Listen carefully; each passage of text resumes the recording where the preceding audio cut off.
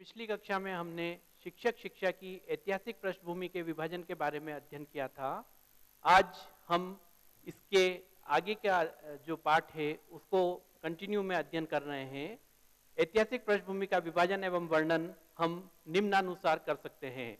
ऐतिहासिक काल, प्राचीन काल जिसकी अवधि 2500 ईस्वी पूर्व से 500 ईसा पूर्व तक है। बौद्ध काल जिसकी अवधि 501 ईसा पूर्व से 1200 ईस्वी तक है। मध्यकाल जिसकी अवधि 1201 ईसा पूर्व से 1700 ईस्वी तक है। और आधुनिक काल जिसकी अवधि ब्रिटिश काल में ले सकते हैं 1701 ईस्वी से 1947 ईस्वी तक।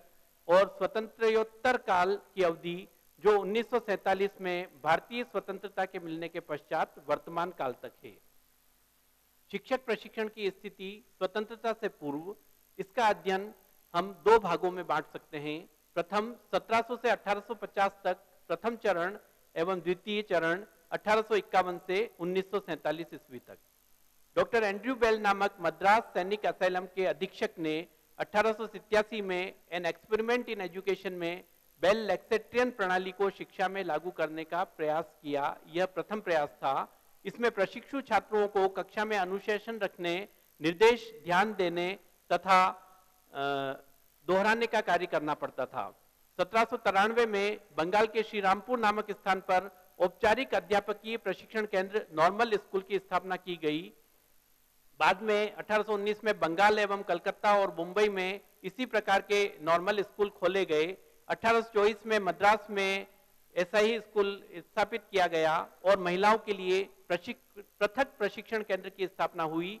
पुणे और सूरत में भी नॉर्मल स्कूल खोले गए जो अध्यापकों को निर्देश देने और उन्हें निर्देश ध्यान रखने, दोहराने का कार्य करना सिखाते थे।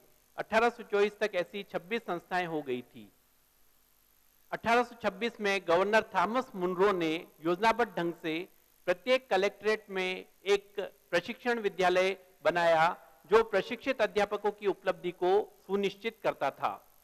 कोर्ट ऑफ डायरेक्टर ने बंगाल के गवर्नर जनरल को 1825 में लिखा, भारत के निवासियों के एक अंश के लिए संशोधित शिक्षा के विस्तार हेतु प्रशिक्षण के द्वारा एक अध्यापकीय वर्ग को प्रदान करने की व्यवस्था की जाए ताकि सस्ते दर पर विद्यालय प्रणाली को अग्रसर किया जा सके। बंबई प्रेसिडेंसी के अध्यक्ष ने 3 स्वैच्छिक सोसाइटी को आर्थिक सहायता प्रदान की। 1850 में सरकारी अनुदान के आधार पर इस प्रकार की संस्थाएं चलती रही। 1854 वुड डिस्पैच, वुड घोषणा पत्र के साथ ब्रिटिश सरकार द्वारा अध्यापक प्रशिक्षण की दिशा में ठोस सार्थक प्रयत्न किए गए। वुड घोषणा पत्र में शिक्षक प्रशिक्षण की दिशा एवं क्षेत्र में सुविधाओं की पर्याप्त कमी का उल्लेख करते हुए प्रशिक्षण हेतु संस्थाओं की जल्दी स्थापना करने की घोषणा और संस्तुति की गई। प्रत्येक प्रेसिडेंसी में प्राथमिक विद्यालयी अध्यापकों के लिए प्रशिक्षणार्थी के रूप में अध्ययन हेतु नॉर्मल स्कूल की स्थापना को स्वीकृत किया गया और ट्रेनिंग स्कूल नाम रखा गया। 1854 में मद्रास ट्रेनिंग स्कूल में प्रशिक्षित अध्यापकों की स्थिति अप्रशिक्षित अध्यापकों से अच्छी पाई गई और परिणाम स्वरूप 1857 में 1857 में यूनाइटेड प्रोविंसेस में आगरा, मेरठ, बनारस में ट्रेनिंग कॉलेजों की स्थापना की गई। 1857 में विश्वविद्यालयों की स्थापना आरंभ होने से शिक्षण विधियों से संबंधित विशिष्ट पाठ्यक्रम का अध्यापन प्रारंभ किया गया और अधिक प्रशिक्षुओं को आकर्षित करने के लिए वित्तीय सहायता के साथ सर्टिफिकेट भी प्रदान किया जाने लगा। यह प्रमुखतः प्रथम प्रयास था जिसमें लिखित रूप से किसी पाठ्यक्रम को पूरा करने के उपरांत शिक्षा प्रशिक्षण क्षेत्र में शिक्षक बनने हेतु सर्टिफिकेट प्रदान किया जा रहा था। 1859 में स्टैनले घोषणा पत्र में प्रशिक्षण संस्थाओं को अपनी पूरी दक्षता के साथ कार्य करने योग्य नहीं माना गया और नॉर्मल स्कूलों की संख्या में वृद्धि कर 15 महिलाओं के स्कूलों सहित कुल 106 विद्यालय स्कूल 1881-82 तक हो गए थे। मिडिल एवं माध्यमिक स्तर पर अलग अलग विद्यालयों को संचालित करने हेतु प्रशिक्षणार्थियों के लिए प्रशिक्षण की अलग अलग व्यवस्था प्रारंभ कर दी गई। 1857 में लाहौर में केंद्रीय प्रशिक्षण विद्यालय की स्थापना हुई।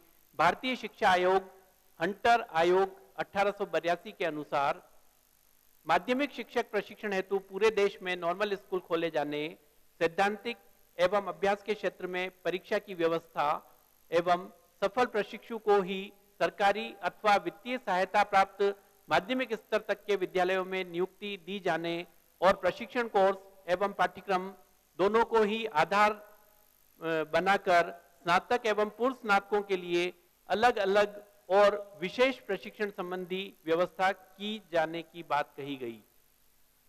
1886 में मद्रास के सैदपेट में प्रशिक्षण महाविद्यालय खोला गया, जिसमें माध्यमिक विद्यालय स्तरीय शिक्षक प्रशिक्षण प्राप्त करने आते थे।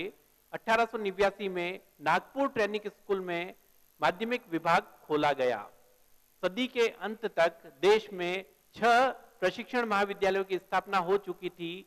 मद्रास, लाहौर, राजसमुंद्री, करसमांग, जबलपुर और इलाहाबाद में नॉर्मल स्कूल अस्तित्व में आ गए थे और ये व्यवस्थाएं 6 प्रशिक्षण महाविद्यालयों की व्यवस्थाएं इनके अलावा की गई थी।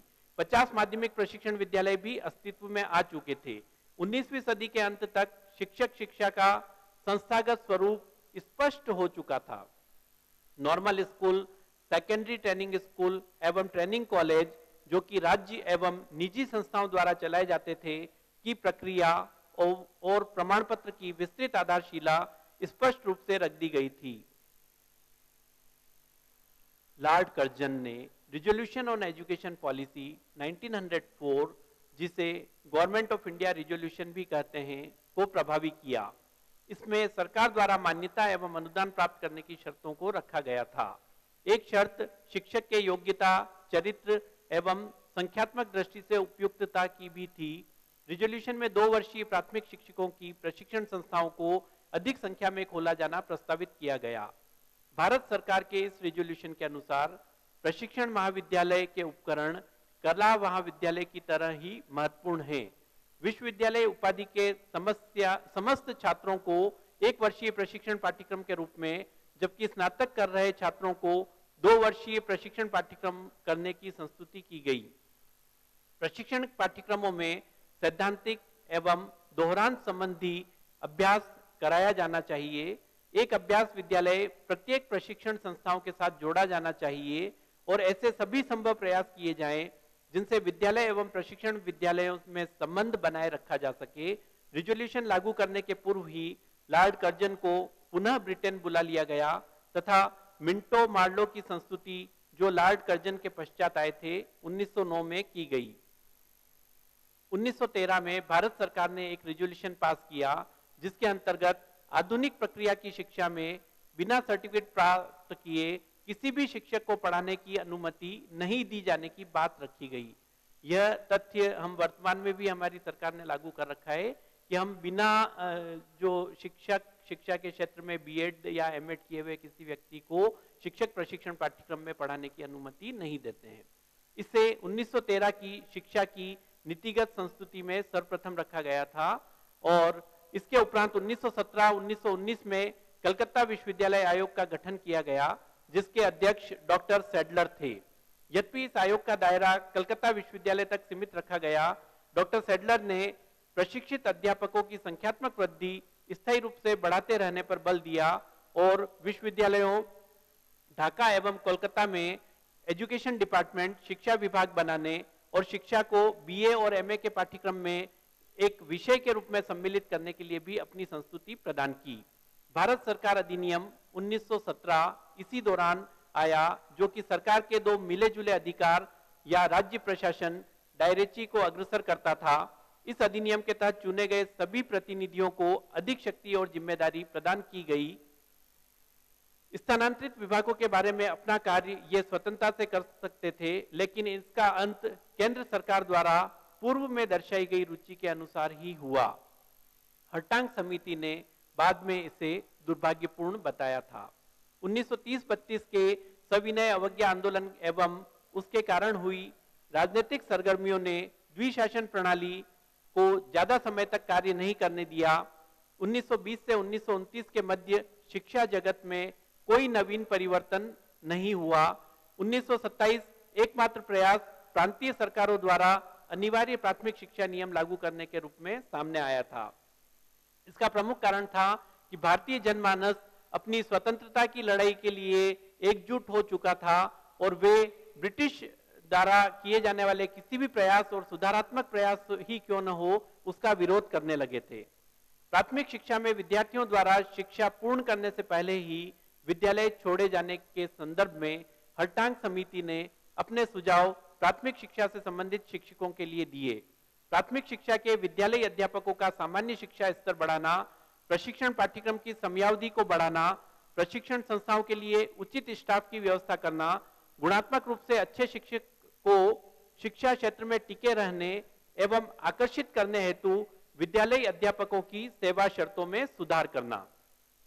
इन सुझावों के परिणाम स्वरूप प्राथमिक विद्यालय अध्यापकों के सेवारत प्रशिक्षण की व्यवस्था प्रारंभ की गई और प्रशिक्षण संस्थाओं को प्रयोगशाला, पुस्तकालय और प्रशिक्षण विद्यालय भी प्रदान किए गए।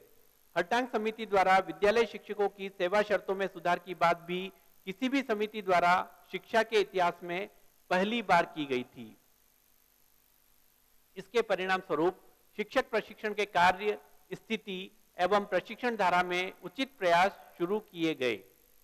शिक्षकों की भर्ती, सेवारत प्रशिक्षण, प्रशिक्षण एवं सेवा शर्तों को विशिष्ट समयावधि विविध शिक्षक प्रशिक्षण कार्यक्रमों में निम्नानुसार रखा गया। आप इसको स्क्रीन पे देख सकते हैं। पूर्व प्राथमिक अध्यापक 2 वर्ष, जूनियर बेसिक प्राथमिक अध्यापक 2 वर्ष, सीनियर बेसिक माध्यमिक अध्यापक 3 वर्ष, स्नातक नहीं होने पर हाई स्कूल अध्यापक 2 वर्ष, स्नातक होने पर हाई स्कूल अध्यापक 1 वर्ष। ये आप मिसप्रिंट है, आप इसको करेक्ट कर लीजिएगा। स्नातक होने पर हाई स्कूल अध्यापक 1 वर्ष।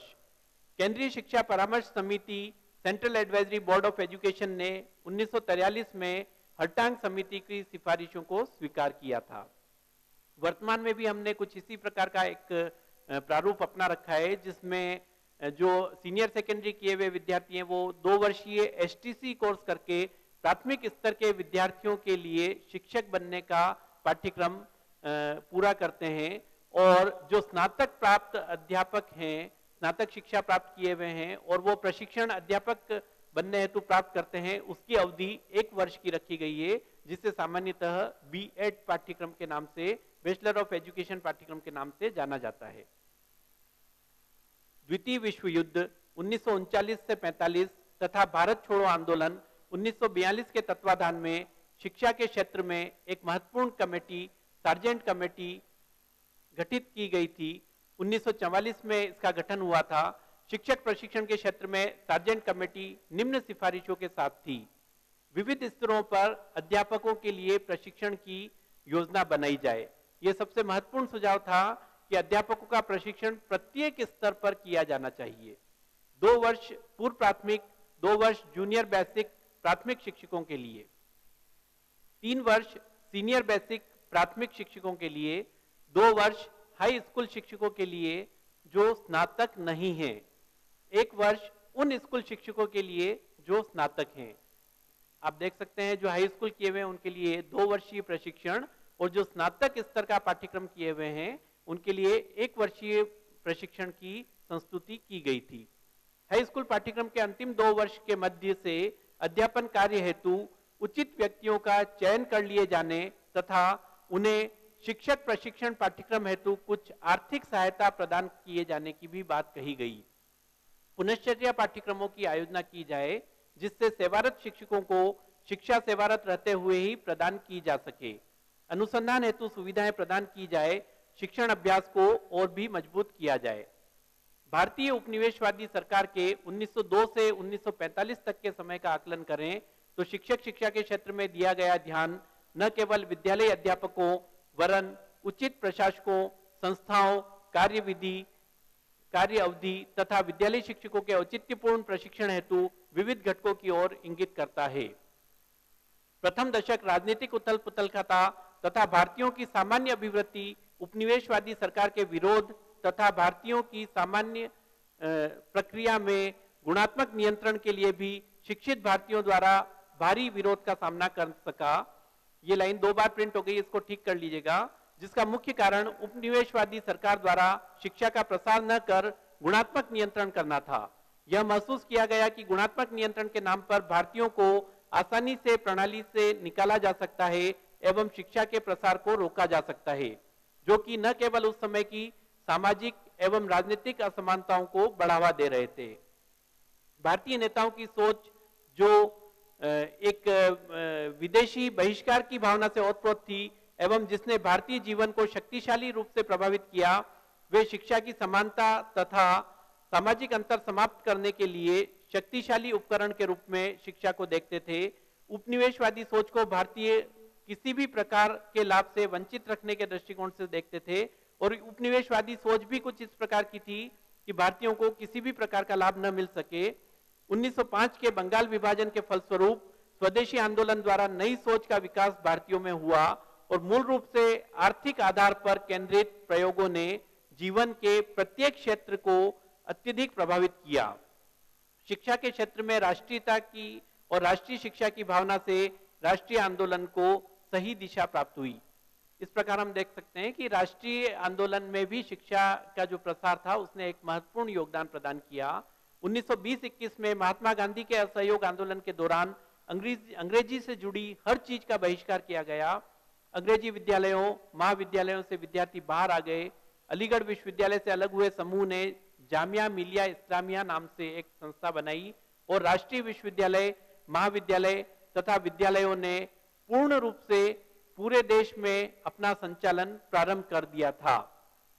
अल्प समयावधि में विकसित ये सभी संस्थाएं भवनों, उपकरणों तथा आर्थिक कमी को देखते हुए भी प्रशिक्षित योग्य व्यक्तियों के निर्देशन में चलाई जाने लगी, जो सामान्यतः भारतीय ही थे और भारतीय जनमानस उनसे प्रभावित था। स्वतंत्रता से एक दशक पूर्व में राजनीतिक अनिश्चितता के चलते शिक्षा के क्षेत्र में न्यून प्रयास ही किए गए। स्वतंत्रता के समय शिक्षा की आवश्यकता को महत्व मिला और प्रशिक्षित माध्यमिक विद्यालयों की नई संरचना तथा विविध शैक्षिक संस्थाओं, नॉर्मल स्कूल, प्रशिक्षण संस्थाएं, प्रशिक्षण महाविद्यालय एवं कुछ विश्वविद्यालयों में शिक्षा विभाग खोले जा चुके थे। शिक्षा का पाठ्यक्रम सैद्धांतिक तथा प्रायोगिक भाग और विद्यालय की विभिन्न परिस्थितियों से संबंधित था। विधियों तथा विषय वस्तु का व्यवस्थित स्वरूप उपलब्ध न होने पर भी कुछ संस्थाएं पूरे भारत में फैल गई थी।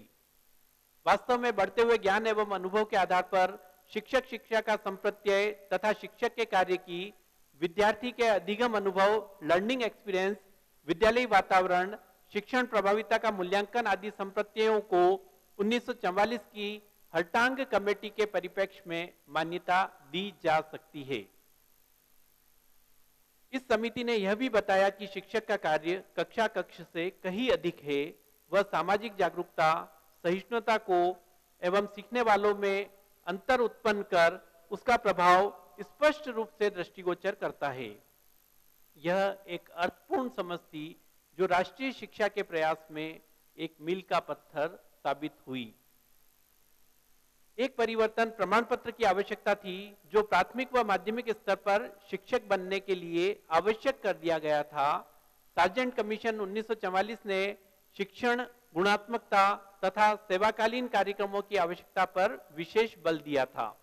शिक्षा के बढ़ते विकास के साथ अधिस्नातक स्तर पर एमए एजुकेशन व एमएड डिग्री को लागू किया गया और साथ ही बेहतर समझ के लिए अनुसंधान की आवश्यकता भी महसूस की गई। विभिन्न समूहों के अभिनवन कार्यक्रमों का भी आयोजन किया जाने लगा जो विविध स्तरों पर प्राथमिक, माध्यमिक, विविध विषयों, विज्ञान, गणित, भाषा, कार्यानुभव, प्रायोगिक कार्य, सेवा पूर्व तथा सेवारत कार्यक्रमों की भी आयोजना की जाने लगी। सभी कार्यक्रमों में एक रूपता का अभाव स्पष्ट दृष्टिगोचर होता था। विद्यालयों व प्रशिक्षण संस्थाओं में बेहतर तालमेल एवं सामंजस्य की आवश्यकता अनुभव की जाने लगी और यह एक महत्वपूर्ण अर्थपूर्ण मुद्दे के रूप में उभर कर सामने आया। अंत में यह कहा जा सकता है कि स्वतंत्रता के समय तक शिक्षा प्रक्रिया के एक विशेष घटक के रूप में सामने आई। इसने प्राथमिक एवं माध्यमिक विद्यालय शिक्षकों के लिए एक मान्य पहचान बनाई। कुछ संस्थाओं द्वारा प्रशिक्षण संस्थाओं के रूप में शिक्षकों को तैयार किया जा रहा था। नॉर्मल विद्यालयों में पहले शिक्षक नियुक्त किए जाते थे तथा कार्य करते हुए प्रशिक्षण देकर उनमें परिवर्तन लाया जाता था। सेवारत शिक्षक प्रशिक्षण द्वारा विषय का उन्नत ज्ञान तथा तकनीकी ज्ञान और कौशल का विकास भी प्रारंभ हुआ। प्राथमिक एवं माध्यमिक शिक्षकों के लिए अलग अलग प्रशिक्षण कार्यक्रम प्रारंभ किए गए।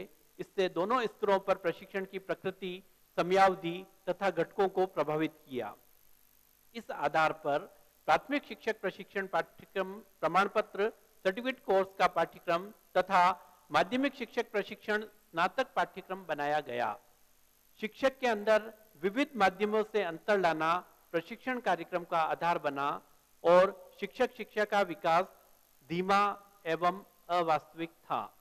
नॉर्मल स्कूल के सभी शिक्षकों का प्रशिक्षण एवं प्रशिक्षित शिक्षकों की प्रकृति में बदलाव यद्यपि काफी श्रम साध्य एवं समय लगाने वाला कार्य था, फिर भी शिक्षकों को गरिमा प्रदान करने में प्रशिक्षण या शिक्षक शिक्षा का महत्वपूर्ण योगदान रहा। शिक्षक शिक्षा विद्यालय शिक्षा के केंद्रीकृत रूप में उभरकर सामने आया है। अब हम स्वतंत्रता के उपरांत अध्यापक शिक्षा के क्षेत्र में आए हुए परिवर्तन के बारे में जानकारी प्राप्त करेंगे। स्वतंत्रता के उपरांत अध्यापक प्रशिक्षण एवं तत्पश्चात शिक्षा के क्षेत्र में परिवर्तन हेतु कई प्रयास किए गए। हालांकि आरंभिक प्रयास और शिक्षा की प्रक्रिया थी वह ब्रिटिश काल में जो परिवर्तन हुए थे उनके अनुकूल और उन्हीं के अनुसार रही थी, लेकिन फिर भी हम देखें तो 1947 से वर्तमान स्थिति तक आने में हमें शिक्षा और शिक्षक प्रशिक्षण के क्षेत्र में एक लंबा इतिहास लगा है। कई व्यक्तियों का इसमें योगदान रहा है। विभिन्न आयोगों ने अपनी संस्तुतियां प्रदान की है और लगातार शिक्षा के क्षेत्र में परिवर्तन चल रहे हैं। शिक्षा के क्षेत्र में विविध आयोगों का गठन एवं उनके सुझावों के लागू करने के प्रयास समय समय पर किए जाते रहे हैं।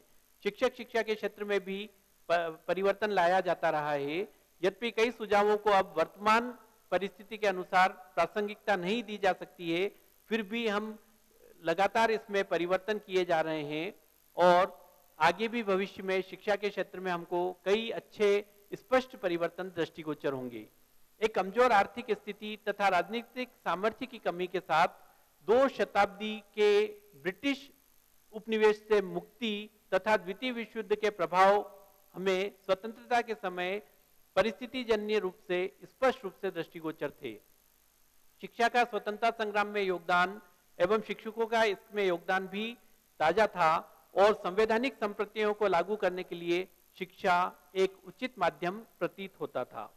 विविध कारणों से उपलब्धि योग्य लक्ष्यों का निर्माण करते हुए विस्तारित क्षेत्र के साथ गुणात्मक विकास, प्रभावी संगठनात्मक एवं प्रशासनिक ढांचागत संरचना एवं प्रक्रिया तथा स्वायत्तता के साथ विशिष्टता प्राप्त करने का प्रयास भी शिक्षा प्रक्रिया के माध्यम से किया गया था। आधारभूत रूप में शिक्षक प्रशिक्षण तथा अनुभव आधारित पहचान तथा वास्तविकता के साथ लक्ष्यों की प्राप्ति करना भी एक लक्ष्य था।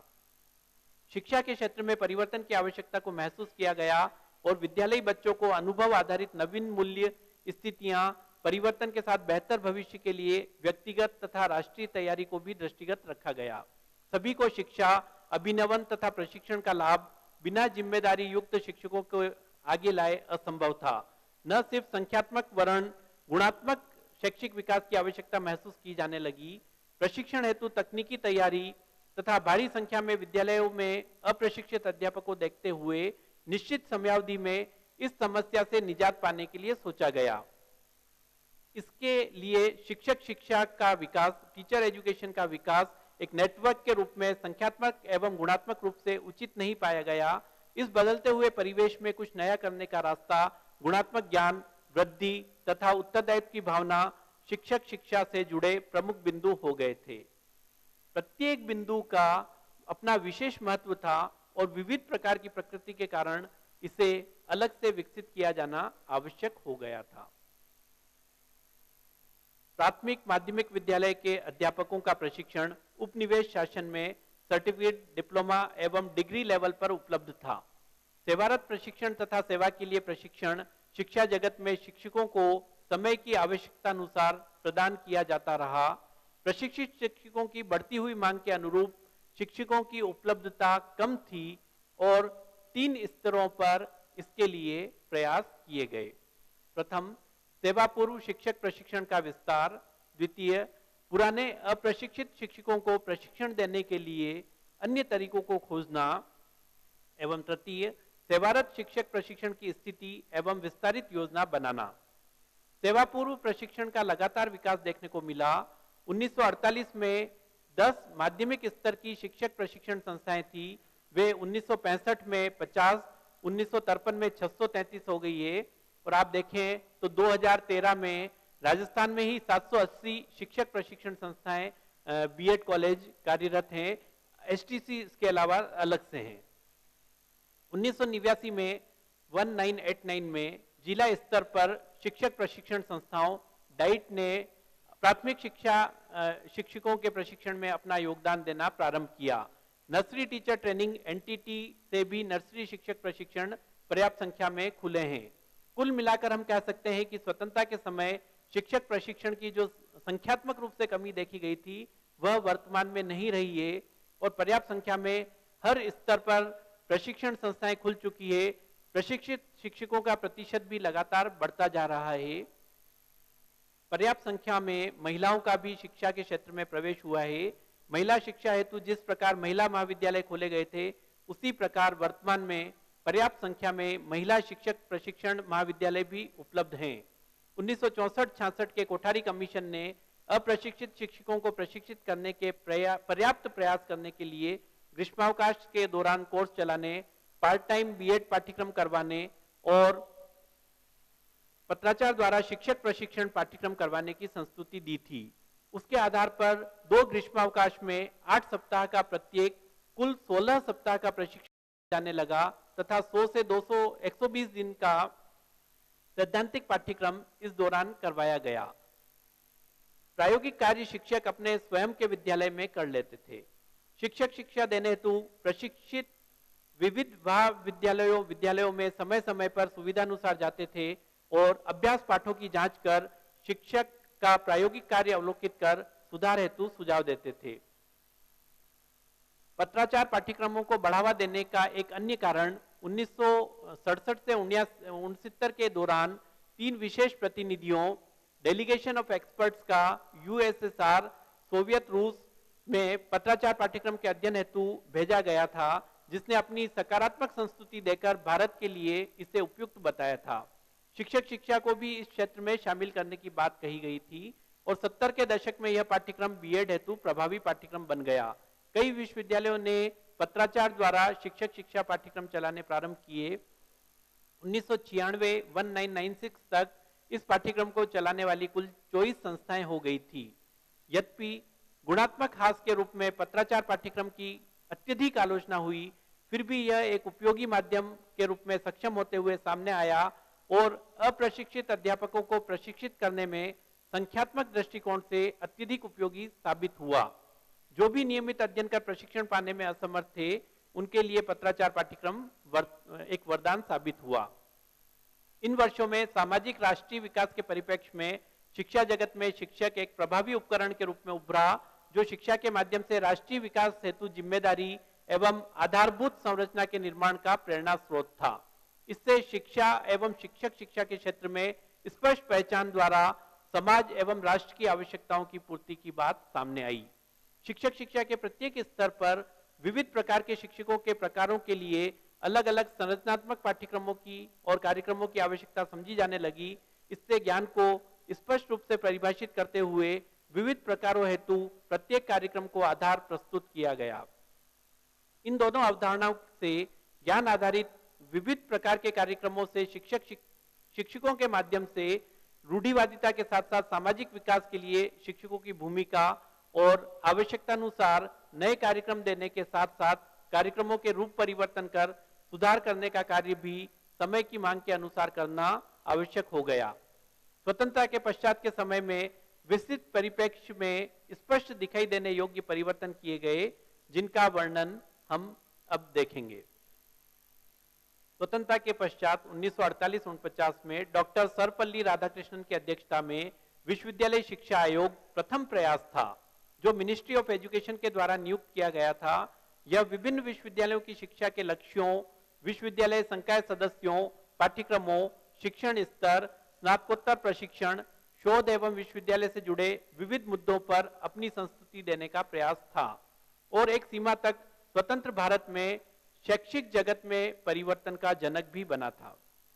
विद्यालय शिक्षकों को कम वेतन दिया जाना, अन्य व्यवसायों में चुने जाने पर सफल नहीं हो पाने पर भी शिक्षक बनने की प्रवृत्ति और व्यवसाय के प्रति सम्मान की भावना का अभाव आदि का विश्लेषण करते हुए विश्वविद्यालय स्तर पर गुणात्मक विकास के लिए पहले से विद्यालय कॉलेजों को विकास और विशेष जोर देने के लिए विश्वविद्यालयों से इन संस्थाओं हेतु उच्च स्तर पर प्रशिक्षित एवं योग्य शिक्षकों को प्रदान करने की अपेक्षा रखी गई थी।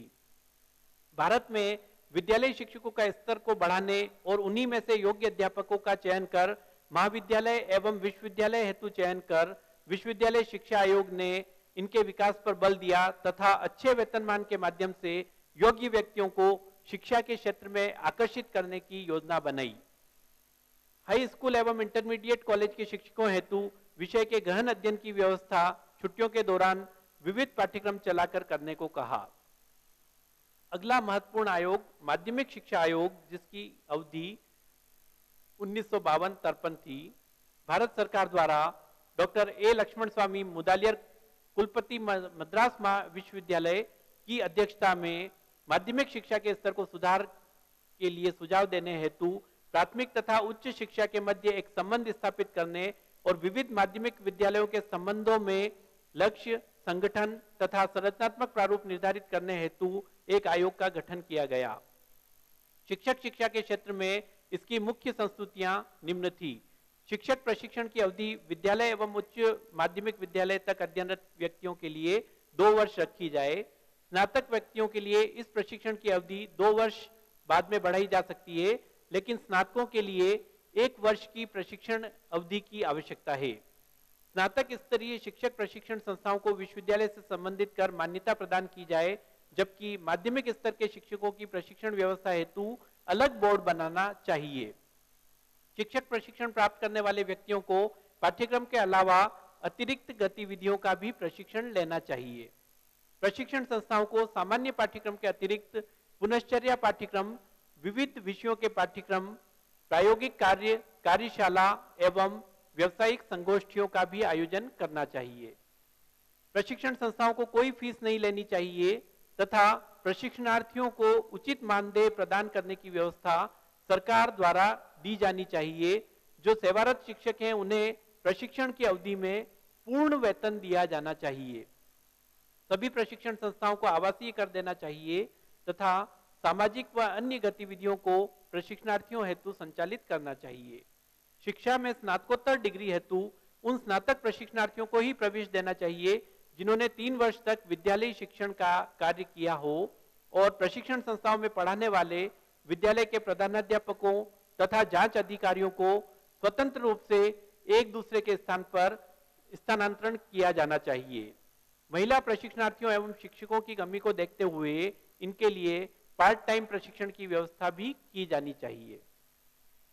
इसके बाद जो प्रमुख समिति बनी थी महिला शिक्षा के लिए राष्ट्रीय समिति 1958, ये दुर्गाबाई देशमुख की अध्यक्षता में बनाई गई थी और महिला शिक्षा के अंतर को दृष्टिगत रखते हुए इससे संबंधित प्राथमिक एवं माध्यमिक स्तर पर अपव्यय एवं अवरोधन की समस्या को समाधान देने तथा महिला शिक्षा को बढ़ावा देने की विधियों को खोजने के लिए व्यावसायिक प्रशिक्षण का एक स्वरूप विकसित करने तथा प्रौढ़ शिक्षा का एक प्रारूप विकसित करने को ध्यान में रखते हुए इस समिति ने अपने सुझाव दिए। ये महिला शिक्षकों के लिए प्रशिक्षण और पद स्थापना के संबंध में भी अपनी बात कहती है। पार्ट टाइम कार्यक्रमों का संचालन भी आवश्यकता होने पर किया जाए, क्योंकि महिलाओं के पास दूसरी जिम्मेदारियां भी होती है, घर को संभालना, अपने परिवारों को संभालना, तो उस आधार के पर इन्होंने उनके लिए पार्ट टाइम पाठ्यक्रम की व्यवस्था की थी। महिलाओं हेतु आवश्यकता एवं मांग के आधार पर शिक्षा विभाग शिक्षा मंत्रालय से तालमेल करे और महिला शिक्षकों हेतु पार्ट टाइम रोजगार की उपलब्धता की जाए, जिससे वे घर एवं सर्विस दोनों ही जिम्मेदारियों को ठीक प्रकार निभा सके। अप्रशिक्षित अध्यापकों को हटाने की प्रवृत्ति रोकी जाए। विशेषकर महिला शिक्षकों के संबंध में प्रशिक्षित अध्यापकों की अनुपलब्धता होने पर अप्रशिक्षितों को नियुक्ति देकर प्रशिक्षण की व्यवस्था गृह जिले में किए जाने की बात कही थी। इसके बाद रिव्यू कमेटी ऑन एजुकेशन आया, जिसमें प्रमुख व्यक्ति प्रोफेसर केजी सईदन थे, जिन्होंने विश्वविद्यालय के विभिन्न स्थानों पर प्रशिक्षण एवं अनुसंधान की गुणवत्ता की जांच करके और उसको गुणवत्ता को बनाए रखने के लिए रिव्यू कमेटी बनाई गई थी। इसने एमएड कोर्स में प्रारंभ करने के लिए एक अपनी संस्तुति दी। शिक्षण संस्थाओं के हेतु योग्य शिक्षक उपलब्ध कराना, उच्च शिक्षा एवं अनुसंधान का शिक्षा के क्षेत्र की समस्याओं को दूर करने वाले व्यक्तियों को प्रशिक्षित करना, शिक्षण प्रशासक तैयार करना, युवाओं को शैक्षिक व्यवसायिक निर्देशन देने वाले व्यक्ति तैयार करना आदि सुझाव दिए थे। इसके बाद कई छोटी मोटी कमेटियां आई, जिसका आप विस्तार से अध्ययन दूरस्थ शिक्षा द्वारा दी गई पुस्तक में कर सकते हैं। महत्वपूर्ण सुझाव शिक्षा आयोग 1964-66 में डीएस कोठारी की अध्यक्षता में दिया गया था। शिक्षा एवं राष्ट्रीय विकास पर अपनी संस्तुति इन्होंने 3 भागों में दी।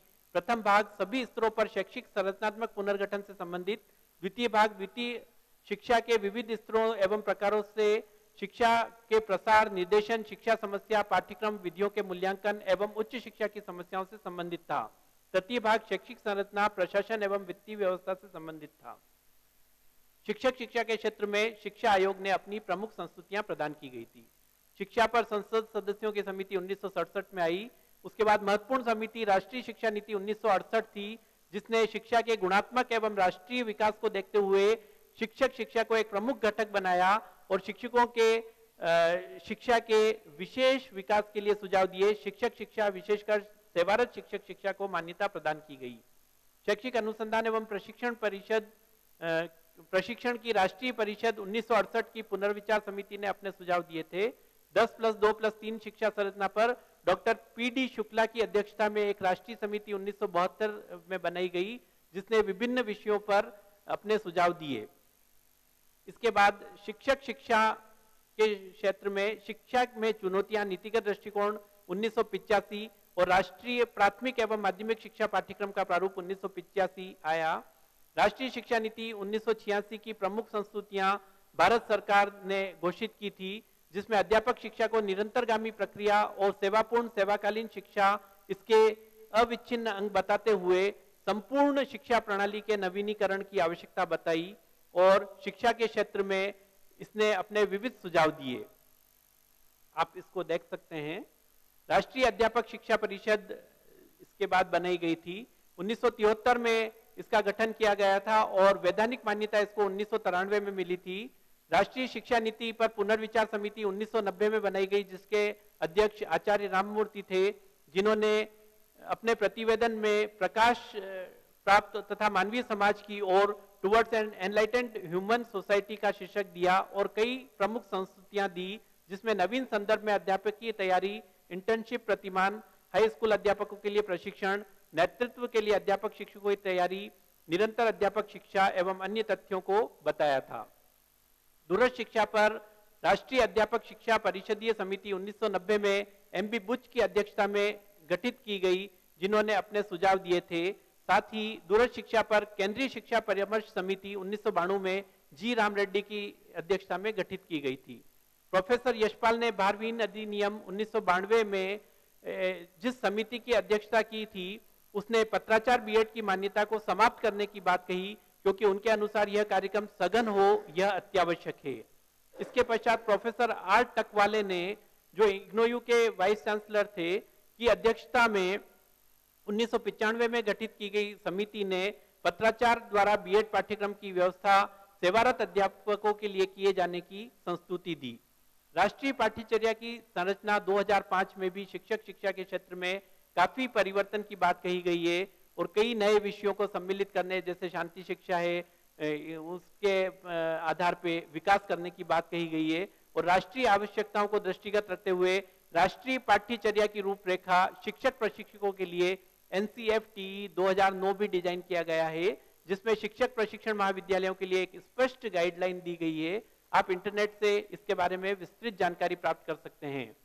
आगे विभिन्न पंचवर्षीय योजनाओं के अंतर्गत शिक्षक शिक्षा के क्षेत्र में जो विकास हुआ है, उसकी संक्षिप्त योजना एक आपको दी गई है। पाठ्यपुस्तक से आप इसका विस्तृत अध्ययन कर सकते हैं और साथ ही आप शिक्षक शिक्षा के क्षेत्र में अपने आप की जानकारी अपडेट कर सकते हैं।